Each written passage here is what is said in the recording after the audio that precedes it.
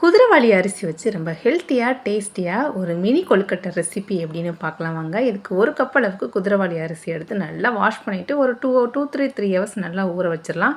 ஊற வச்ச அரிசியை ஒரு மிக்ஸி ஜாருக்கு மாற்றி முடிஞ்ச அளவுக்கு இந்த அளவுக்கு க்ரீமியாக ஃபைனாக அரைச்சிடலாங்க.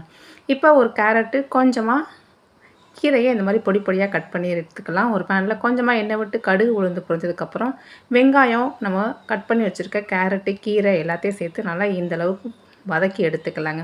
இது கூடவே நம்ம அரைச்ச மாவு, அதிலேயே மெஷர் பண்ண கப்லேயே ஒரு கப் அளவுக்கு தண்ணி, தேவையான அளவு உப்பு எல்லாத்தையும் சேர்த்து மீடியம் ஃப்ளேமில் வச்சு இந்த மாதிரி கலந்து விட்டுலாம். ஒரு 5 to 10 மினிட்ஸில் இது நல்லா கெட்டியாகி இந்த அளவுக்கு திரண்டு வந்துடும். இந்த மாதிரி கை பொறுக்கிற சூடு வரும்போது கொஞ்சமாக கையில் நல்லெண்ணெய் தடவிட்டு இந்த மாதிரி குட்டி குட்டி பால்ஸாக உருட்டி எடுத்துக்கலாங்க. உருட்டின பால்ஸ் எல்லாத்தையும் ஒரு இட்லி பாத்திரத்துக்கு மாற்றி ஒரு 10 நிமிஷம் ஹை ஃப்ளேமில் வேக வச்சு எடுத்துக்கலாம். இப்போ அதே பேன்லேயே கொஞ்சமாக எண்ணெய், கடுகு உளுந்து பொரிஞ்சதுக்கப்புறம் நம்ம வேக வச்ச பால்ஸு, கொஞ்சமாக தேங்காய் துருவல், இது கூடவே ஒரு 1.5 டேபிள் ஸ்பூன் அளவுக்கு இட்லி பொடி சேர்த்து நல்லா மிக்ஸ் பண்ணி இறக்கணுன்னா இந்த ஹெல்த்தி மினி கொழுக்கட்டை ரெடி.